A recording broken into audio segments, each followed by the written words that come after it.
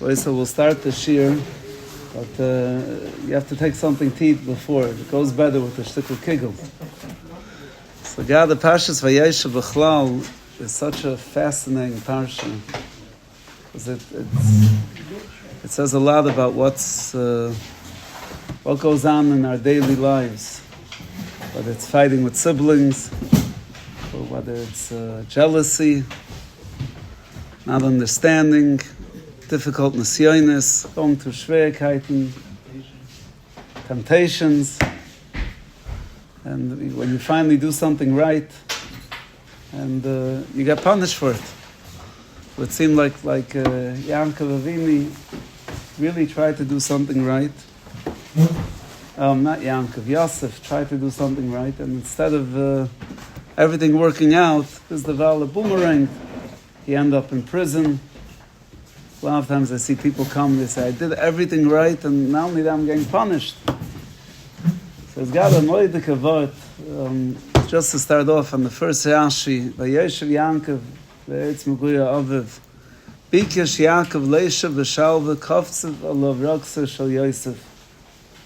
That Yaakov Vini wanted to sit V'shalva, and instead, the whole parsha of Yosef blew up. And the simple pshat is that he finally went through his nisyonis achaim, and he finally thought, I'm done. Now it's time I could finally take a rest. And instead of being able to take a rest, a world where the biggest agmas nefesh that Yaakov Vini had, Chazal seemed to say that more than any other agmas nefesh he went through was losing Yosef. That was the top. And then Rashi says, Loidain the tzaddikim. Let me read the words of Rashi. It's not enough for the tzaddikim, what they're going to get in Olam Haba, because they want to sit quietly by Olam Hazeh.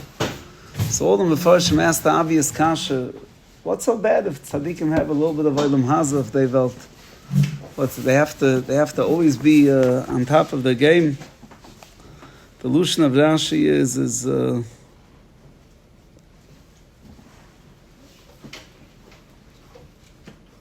where is it?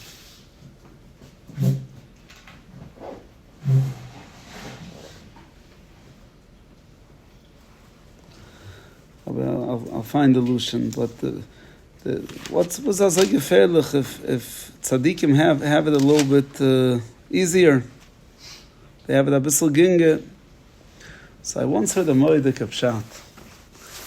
They tell over one of the big tzaddikim was once walking down the street, and a galach stops him on the way, and he starts screaming at him, you think you're getting Olam Haba? You're not even getting Olam Haba, you're not getting anything. Nish Olam Haza, Nish Olam Haba. That's the way the galach scream at this Elachid.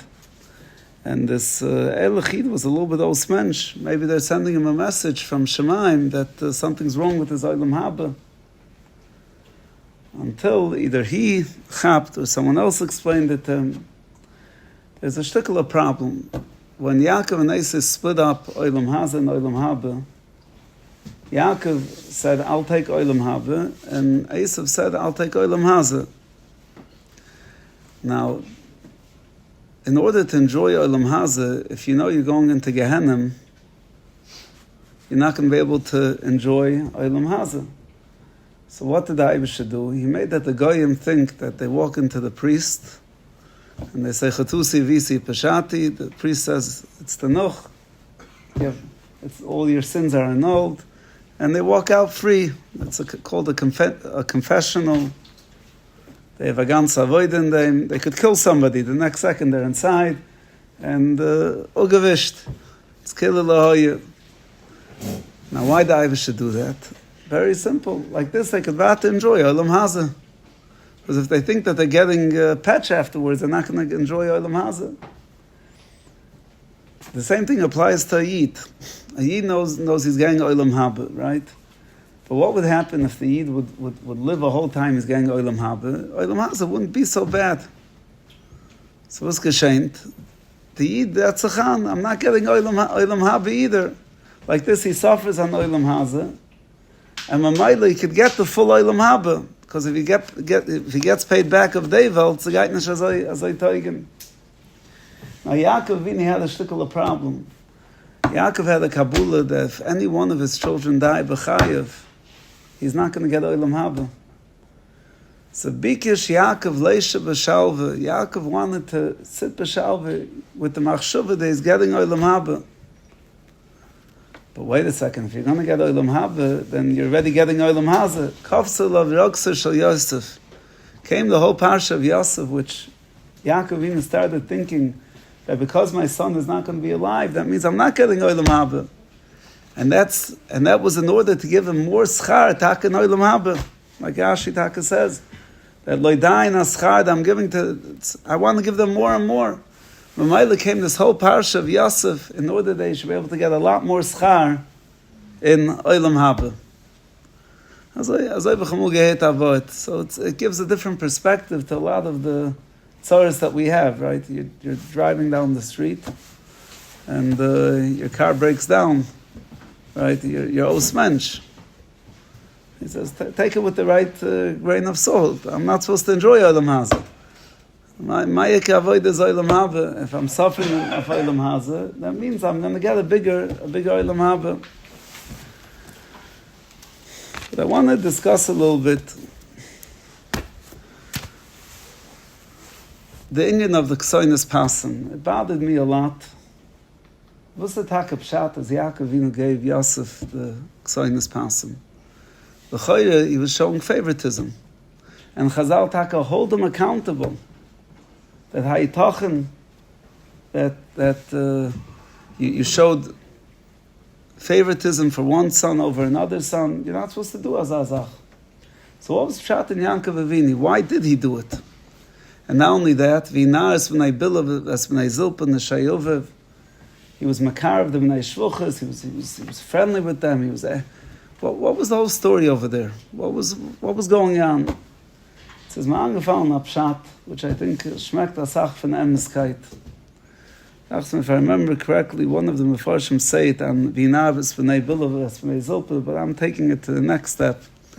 That basically, Yosef was a shvalberich. Yosef had a lot of anuva.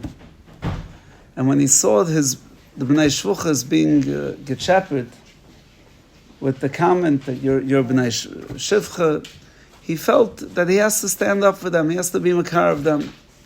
And it came from Mitzad anuva. He didn't hold himself to be anything. Maybe I said this word already. So I looked around before I started to see if anyone was here. But he was a bissel zerbrochen. He felt that the Maaseh, Yosef was the strongest son of Yaakov Avini. Kol ma shalomid he gave over. And Yaakov was watching him as a father. He says, I have to build up Yosef HaTzadik. I have to make him recognize that he's somebody special. Because the only way a person could accomplish in life is if you recognize that you're somebody special. And what's the raya? The raya is this week's parsha. When Yosef was faced with the Nesayin of Eishes Potifar, what got him out of the Nesayin? So one of the Chazal tell us that it hit him that all my brothers are going to be in the Choshen, and I'm going to be the only one who's not. I can't do this. I'm greatness. I'm royalty. Another pshat is he said that maybe just like my grandparents Yitzchak and Avrohom got nevuah, maybe the Eibush is going to come to me in middle. He looked at himself as a v'agav chashuva, because the only way a person succeeds is if you look at yourself like a adam chashuv. That's one of the big challenges today. Parents want to give hadracha for their kids, and they put them down. They don't realize when you put down a child, chinuch has to be done in an uplifting way. Because when you put them down, they get a negative view about themselves. And once they get a negative view about themselves, then ich bin gunisht, ich teug auf gunisht. I'm not good anyway. So Yaakov Avini decided he wants to build up Yosef. So what did he do? He gave him a Ksoinis Pasim. So if that's the case, Yaakov had a gewaldige cheshbon. Why was he wrong? And do look the Amoidik Yisoid and Chinuch, which I was also taught. I didn't know it by myself. If you want to build up children, you don't have to do it in public. A child deserves a compliment. Call him over to the side and give him the compliment. Tell it to him in a way that it doesn't cause the other children to get jealous. And that's what Chazal tell us, that la'olam you have to be careful not to praise, not to give one child over another child. They weren't saying that you shouldn't praise a child. You have to build a child. You have to give him the self-confidence. But not in a way that's going to cause that the other people are going to become jealous. And with that, shtims alles, with the ganze Inyan of the Ksoinis Pasim, that wasn't Stamazai, he was giving him the Ksoinis Pasim, Stamazai, it was with a cheshbon, because Yaakov Avinu Be'etzim understood that Yosef is a terrible Anav, and because of his Anivis, he's not going to do what he was supposed to do.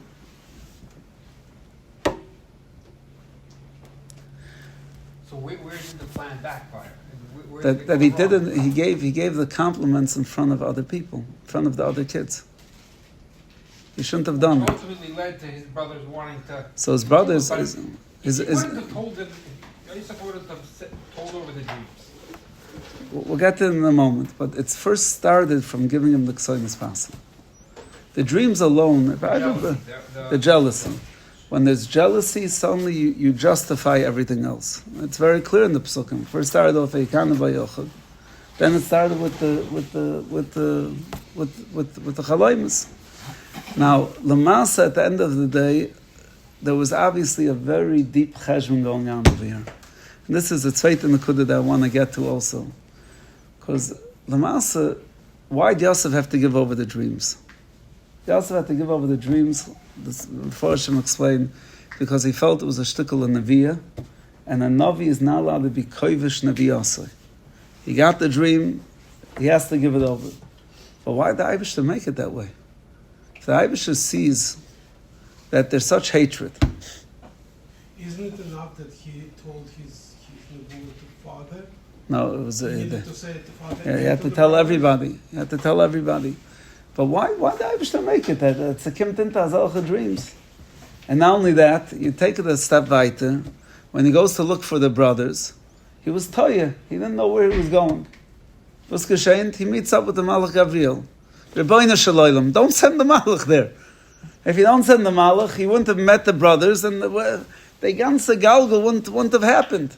Meshik the Malach Gabriel, and it starts a disaster. And the emes is, it's a moedik chizik for us. We think we're running the show. We don't know kanki who's there, what's going on. The Eibishter B'dafka wanted that Yosef should go down to Mitzrayim. So because of that, he made Yosef say over the dreams. And because of it, it looks like Yosef was making a terrible mistake. Why are you telling over the dreams? Don't you see that they hate you? He didn't have a choice because the Eibishter wanted him to tell over the dreams. And this happens a lot, that people make mistakes in life and they start blaming themselves. Because of this I did this, and because of this I did this. Yid who's a mom and has to take a lot of chizik from this parsha, that the Eibishter fiat Welt, he sets everything up. It's like by when Yehuda was moided to Tamish, he said Tzadka mimeni. And the Baskel went out and said, Mimeni, it's coming from me, the Eibishter. I set everything up. So do a TIferes cheshbon. And that's why in life, b'chlal, we can't get bent out of shape when things don't look the way we expected them to look. I expected this to happen. I expected to get a raise in my job. I expected alles vierzig von Himmel. I remember when I was living in Borough Park. We lived on 55th Street between 16 and 17 in a small one-bedroom apartment. I was Baruch Hashem, Shimon was then born. We had two kinderlich. And oy vay gewalt, es hat sich angefangen problems. The neighbor downstairs was a Russian couple in their 60s. And every time we walked, there was an older house, you could hear somebody walking. And this fellow at angefangen, he was banging up with the Zach. And the Rebbe used to walk down, he used to come at her screaming. It was and we didn't do anything. We're living normal lives. We weren't making a party at night. I was learning in Kehal. By 7:30 the children were sleeping. And thinking was Ma'as HaKadosh Baruch Hu. The Ma'asa, we decided that we have to move. We have no choice. We can't stay here. So we're living with a bandit. Now, why don't we think to put down carpet? Put down carpet, the whole problem is over, because the Eibusher didn't want us to think. It was as simple as that. The Eibusher, we would have thought for a moment. I'll give you another reason, because the Rebbe said that my children throw up. She was worried that they would throw up on the carpet. We can't put down carpet, because I was supposed to clean up, and my children had a tendency to the older ones. In the cup, it was a mistake. We can't have carpet. To move out, those ends. So we felt we had no choice. It was 2000 or 2001. And we moved. We bought a house in the other end of Borough Park, 40th between 12th and 13th. If I would tell you how much we paid for that house, you wouldn't believe that houses in Borough Park cost that amount at that time. It was and Ma'as HaKadosh Baruch Hu. By the time we sold it, the house already went up so much in value that we were able to buy this house, which the shul's in. What would have happened if we would have stayed in the one bedroom? It would have been a lot more difficult to get things together. So you go through a tzura, and the Eibusher fiert der Welt, and the whole time you're thinking this is terrible tzuras. Chaim Kanievsky tells over the selbe Zach, right? Chaim started Shidduchim at the age of 17. He got married at the age of 26. How old was his Kala? 17. What would have happened if he would have gotten married at 17? A disaster, right? The 8-year-old Kala, Kamata Zavirivka. It wouldn't have happened. So the whole schlepperai had to happen. Well, they were waiting. So if you would have met Chaim Kanievsky at the age of 24, you would have said, Azar Rachmanis. It's terrible, the matzah. This is the Val. Things are playing out. So we see a tremendous chizuk. In Vayeshev Parsha, don't take things at face value. You keep on doing your avodah. You keep on trying your best. And a lot of times, not a lot of times, every time there's a cheshbon going on. And more, the Eibusher's mamish putting it into pink meets the Malach Fool. Why do you have to meet the Malach Fool? If he wouldn't have met the brothers, everything would have gotten pushed off. Lav Dafka would have ever happened. It was the Eibusher wanted the Mechira of Yosef. And that's a huge chizuk. That we have to take life the way it goes and not be bent out of shape. And it looks like Yosef HaTzadik got the message very strongly. Because the Master comes down to Mitzrayim. He has this whole parsha with the Eishes by TIferes. She's dying in a cup. He's a tzaddik yesod olam. And then what happens? He ends up in prison for 12 years. And you would have thought that someone ends up in prison. Today we blame our parents on a court. If they didn't change my linen, the blaming game, which is noya va'oyin. It's a pachad. We're blaming about everything. It became a world. Each one of our problems is because it's Avrohom. Yosef had every reason. Instead, he's a shaylach yid. He's in prison. He meets the Sarah Mashkim with the Sarah Oif and Loma Penacher Roim. Why are you so depressed? If anything, he should be depressed. This is the Val. He's giving chizuk to everybody. Wow, das is Ayid. Das is a Ehrlich Yid. Freilach and Zis, and not letting life bend them out of shape. Now I want to go back for a moment to the inyan of the Chaloimus. I saw a Moedek Chsam Sofer. The Heilige Chsam Sofer says something very interesting. The brothers meet up with Yosef HaTzadik, and what's the first thing they do? They decide they have to kill him. So what happens? Reuven comes and he says, why do we have to kill him? Let's throw him into a bar. So to some Sefer that it wasn't Stam Zaya Eitze to throw him into a bar. The master, the brothers had a shtickle of problem. The Chaloimus were a shtickle of Neviah. But so they came up with a shtickle of Eitze. What was the chulam? The chulam was that all of us are bowing down to him. If we do a dimyan, a poil dimyoni, they call it, of the chulam, like this, we're already makayim the chulam, and like this, we take it away. So I said, let's throw him into the bar. We'll all bow down to see how he is down there, right? And like this, we'll be makayim the poil dimyoni of taking care of the chulam. And that's why Yehuda said afterwards, Ma betza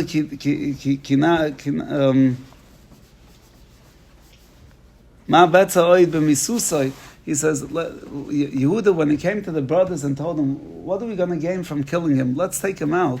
Suktach Sam Sefer. He says, we don't have to be worried about the chulam anymore. The whole chulam was he's going to be a king over us. But now that we actually bow down to him, now we're done with the chulam. We could sell him, and he's over. He's never going to be a king anymore. And they bring down on the bottom something very interesting that the Heilige Sam Sefer himself writes that there was a time that he left his Kehillah and traveled to another Kehillah.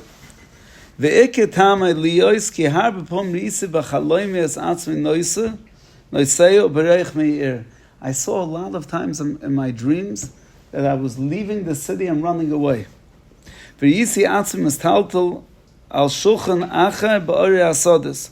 Amarti toiv lasses atakein kedei sheisvatel achaloi ma'idei.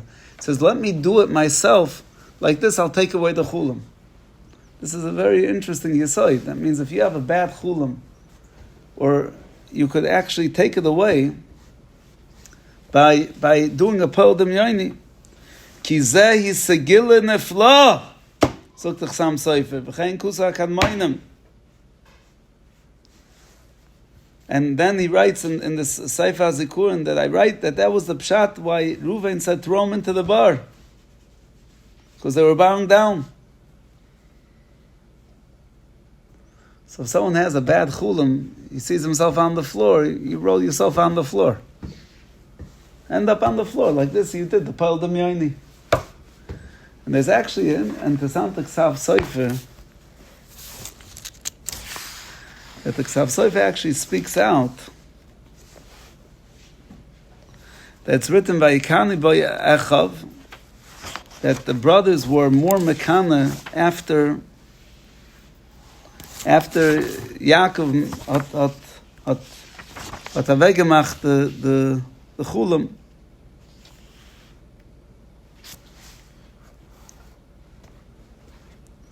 And he explains something very interesting. He bases it on a marshu. That sometimes when a person has a good chulam, basically it seems like even after the father at the vegemacht, the chulam, why were they so? After the father said that the chulam is nothing, they should have said it's nothing. Oh. And right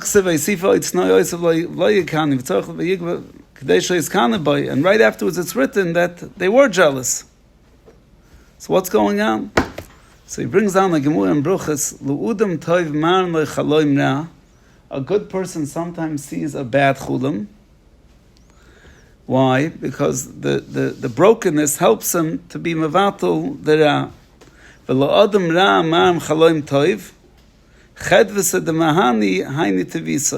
Sometimes the Eibusher shows a bad person a good chulam, because the enjoyment that he gets from the chulam, that's paying him back.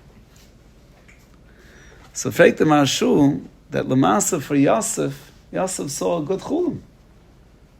If good people will show bad chaloimus, then he should have seen a bad chulam. So first he says it's not really difficult because the tachlis of the chulam is that they should be jealous of him. But then he explains that fakert, when Yaakov screamed at Yosef, that it's Narishkeiten, he took away the enjoyment of the chulam. So the brothers realized that now it's a bad chulam. So they were more makana. They had more that Vaychane Vayachas Sheizkaim the Besoif. That from the fact that Yankov Avinu was screaming at him that it's Narishkeiten, comes out it's not a good chulam anymore. So it's now became a bad chulam. And the Masa, they realized that it might happen. Because it's not anymore a good chulam, now it's becoming a neviah with a bad chulam. So Vaychane Vayachas, after the brothers, after Yaakov screamed at them, they were still Vaychane Vayachas. But the main thing is the Chasam Sofer that I want to say that if someone has, that's why they threw him into the bar. Because their intention is let's make a Pol Demyoni, and like this, we won't have any other problems from it. Now there's a moedic lesson b'chlal with the whole story of Tumah and Yehida. First of all, Tamar wanted to have children from Yehuda. Now, what are the chances that the story that what happened with Yehuda and Tamar would happen? If you would ask me, I would tell you zilch. Yehuda was a tzaddik yesod olam, and Chazal could tell us that if not for the fact that the Malach forced him, it never would have happened. So what was Pshat and Tamar? Why did Tamar do such a mon nazach? If you would have asked me the chances, I would have told her she's out of her mind. Lo Elaini. So Chaim Shulevitz Amoyed Kazach. We see from here that you have to try even when it doesn't make sense. You have to put in all your efforts. And we see that Lamasa, because she tried, she was matzliach. Even if the odds against you are mamish zilch. It's a moedik kazachtis. It's a limit. Are you going to be matzliach? Nah, he's not going to listen to you. He will listen to you. Won't listen to you. You have to do yours. You never know when the Eivish will. And if it's for Duvish Avakdisha, you have to try your best and not give up. Whether it's trying to convince somebody not to do something he shouldn't. Whether stopping a machloikis. You have to try. So even though Tumar, it didn't make any sense, the mass, the Safkal Saf is that she tried her best. And the emes is, the $1 million question is, why did it have to come in such a manna way? So there's a famous kitzah, Al Shach HaKudosh, that has a long arichas. He has a long arichas that we see this a lot. That Yehuda and Tamar, there's other mashalim also. That it seems like Zachen, what do you mean, David and Bathsheba, which Shlomo HaMelech was ultimately a child of that Zivik. Things that don't make, that look like they're Isser, they're Usser, but they're really not. And why is it that the Eibush has to make it that way? And the Al Shach HaKudosh explains that because the Eibush created in this world, that there's a Metzias of Ra, we have to deal with that Metzias of Ra. And obviously, Moshe with Yehuda and Tumah, there was nothing that was done wrong, but it had the look that it wasn't okay. And he says, with this we throw a piece to the Samach Mem, and we say, you have it. You got your piece, and you should be tzufiden. The Ramban actually writes it by the Surah Azuzel. What's the linear of throwing the Surah Azuzel? We're giving the Samach Mem his piece. And we're saying that take something, be happy, and let Klal Yisrael have a kapura. That's why B'chlal, you should know. I think I said over by the hesped of by my father. I have to remember it. By my sister's chasana. One of my sisters, two of my sisters got married in Chicago. My mother had actually cooked the ganze Shabbos Sheva Bruchas. And there weren't really caterers. It was a shvei avodah. This is weeks of work. We had a huge crowd. Chassan was on a Thursday, and everyone stayed over for Shabbos. And I think it was the day before the Chassan on Wednesday, and my sister was with my father. My father went downstairs. We have in the basement over there. There's refrigerators, and one of the freezers were open. That means all the food in that whole freezer is one of these big freezers. Everything is spoiled. You can imagine the Agmas Nefesh. Where are we going to get all that food? So what would have happened? What would have happened to one of us? We'd pick up our hands and say, Rebbeinu Shalom! Right? Gewalt! Wieso geht man sich einzugeben? My father saw it, and he had a smile on his face. He says, don't tell it to Mommy. For Mommy, we have to show her how painful it is. But it's a gute Zach. It's a gute Zach. Like this, as a du Agmas Nefesh, if there's something that Agmas Nefesh of this multitude, that means that good things are coming. It's a gute Zach. What a look, what a blick. So when things go wrong, we started off saying how we have to recognize it's all a plan. And also there's a bechina of Asur Lazuzel. We throw Tzedu Agmas Nefesh. Everyone could speak about that, Agmas Nefesh. And Mizdaval, good things are happening. Like this, it takes away the Ein Hara. And it's just a different look of dealing with things that go wrong. And that's why a lot of times, in order for the toif to come, it has to be covered over, because the Ra wouldn't let it. If it's straight out toif, the Ra, there's a midas adin that's mekatik, there's so many interessante Sachen. And then comes the famous limit of Noich Lo Adam, one of the most pressing moments of history. And that's why Yehuda was actually Zoche to be the father of Mashiach. Because Yehuda could have kept quiet when Tamar presented the three things that Yehuda had given her.